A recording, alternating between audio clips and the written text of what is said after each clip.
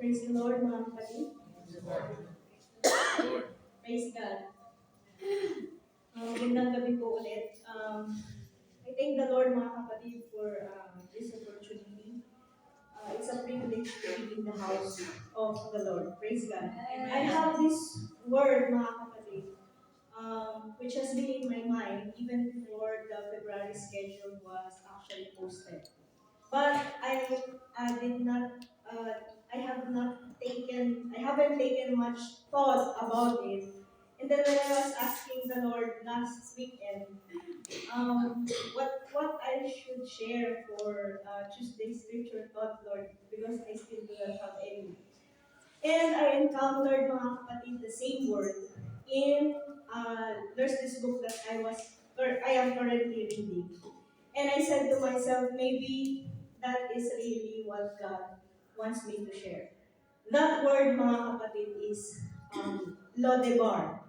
Who is familiar with that word, mga kapatid? The Bible specifically mentions Lodebar in two places.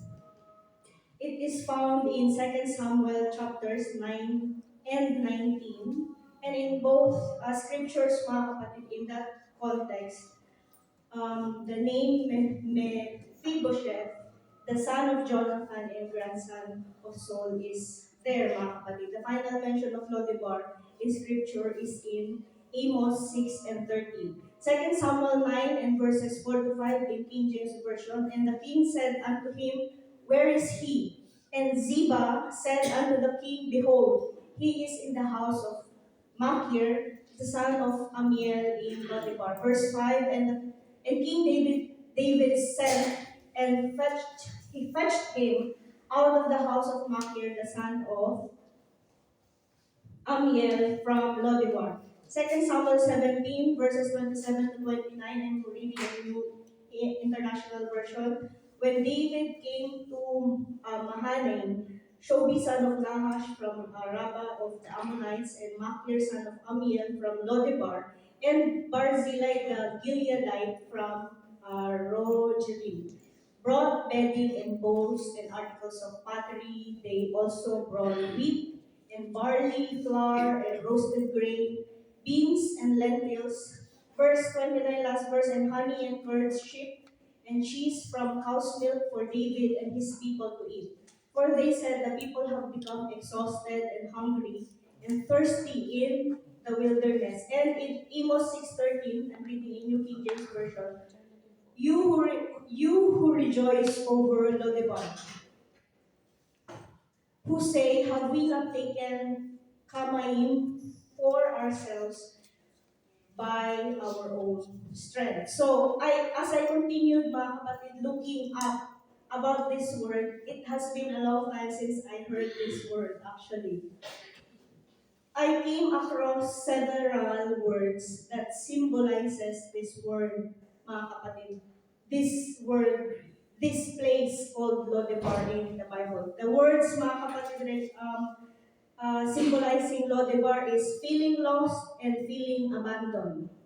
Emptiness, despair, desolation and fear, shame and isolation, compassion and connection, kindness and hope, transformation, mercy and grace, redemption and restoration. Lodebar, mga kapatid, is a barren place, the land of no pasture or nothing. There is no produce there, sobrang dry niya, barren po siya, wala pong nabubuhay doon. It is nothing actually, it's called nothing town, and it is also considered in biblical times, it's called like a slum town po siya. And in the place, Lodebar, we have read, mga kapatid, in the verses, there are four key people who played different roles. The Bible mentioned Lodebar in two places, and both context, mga kapatid, we can read about Mephibosheth. He is the son actually of Jonathan. We have read that. And you know, Jonathan was killed in battle. And nung he was being taken out of That place, mga kapatid, nahulog siya ng nanay niya. That's why he is lame, actually. He is a PWD. And then the second person is David, who has become king during the life of Mephibosheth.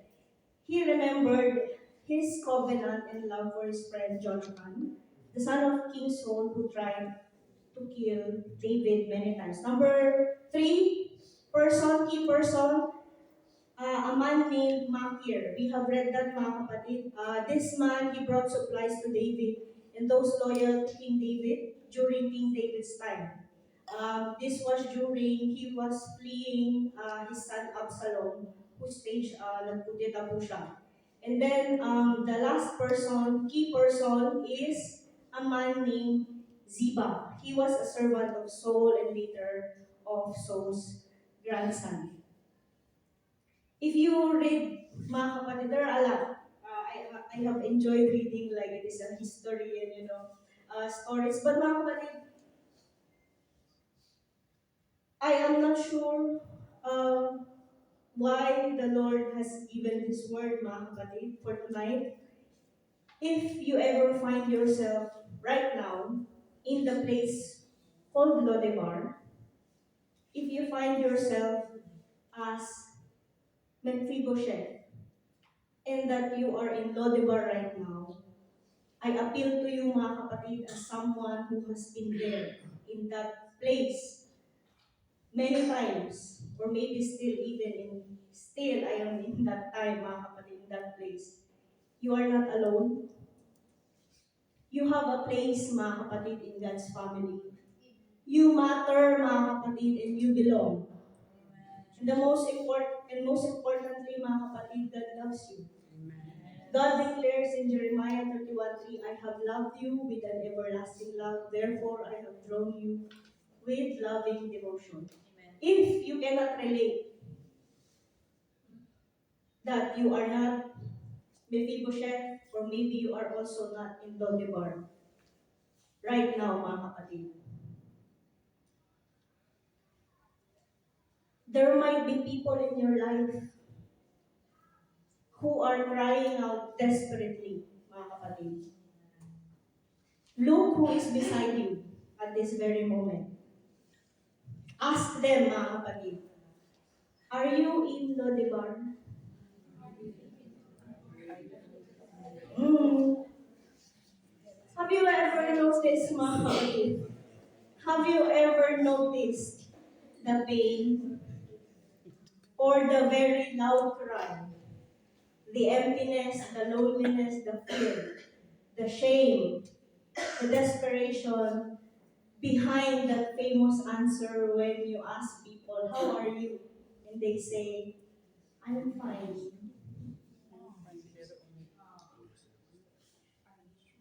And mga kapatid, if you are not in Lodebar right now, who are you? Who are we in someone's Lodebar at this very moment? Are you King David, mga kapatid? He never forgot his love for his friend. Dati pa po uso ang BFF, mga kapatid. Even after his friend has long passed away, David did not forget Jonathan, and he has honored the covenant that they had. He was loyal, he was faithful, even beyond the grave, and even beyond time. Are you King David, mga kapatid, whose compassion was so strong, it moved him to do something. Hinanap po niya yung anak ng BFF niya.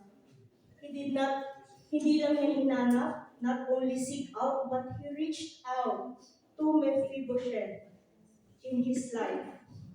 You know, the world nowadays is full of influencers and promoters. You need a permit, mga kapatid, or license to the social media. But you know, mga kapatid, we are in the family of God. In the kingdom of God, mga kapatid, we can promote and influence one another. We can promote kindness and influence other brothers and sisters to be kind. Maybe yung katabi mo, they answered, I'm fine. But they are not really fine. We can influence them to be kind, mga kapatid. We can create a space inside the church so those Mephibosheth can find belonging and love. Like your leaders, ask your members, how are you? Are you in Lodibar right now? We are here for you. We are here for you. I strongly encourage you, mga kapatid, to look beyond that. I'm okay, I'm fine. Look behind those smiles. Nag-smile siya, but deep inside, that person is desperately crying and needing help. Let us look beyond the facade of people's faces, mga kapatid. Maybe that person is the Mephibosheth who needs your kindness, your attention, your listening ear. Maybe that person is desperately in need of God's love. Maybe that person is in need of God's light. Or the last person, key person there in the verses we have read, are you Makir? Although he lives in Lodebar, the Bible said he lives in Lodebar, and as uh, per the description, Lodebar is a barren place, no produce there. But if you read the Bible, but it's still, the Bible recorded Makir as, it tells us that together with two other people, they provided supplies and provisions for King David and his men. Giving, mga kapatid, is easy when our pockets are full. My pocket is full with water and everything. When our wallets are full, mga kapatid, so easy to give. When our bank accounts has many zero, zero, zero, zero, zero, dot, dot, dot. But through giving, mga kapatid, is when, like that widow in the New Testament who gave only the two last coins, offering all that she had. You can read that in Mark 12:44. For they gave a tiny part of their surplus, but she, poor as she is, has given everything she had to live on. I know, mga kapatid, that life is hard and that has become harder in the past few years, especially after the pandemic. But let us always remind ourselves, mga kapatid, that the God that we serve was, is, and will always be the same. He has provided before, providing now, and He will provide again. May the Lord bless us and continue to bless us. So that like Mark here, we can provide. We will provide supplies and provisions to the men and women of God who are working in the field of harvest. Give and you will receive. Your gift will return to you in full, pressed down, shaken together, to make room for more, running over and poured into your lap. The amount you give will determine the amount you get back. Luke 6 and verse 38. And lastly, mga kapatid, are you Zibay? Ziba? Somewhere along Ziba's service and loyalty, mga kapatid.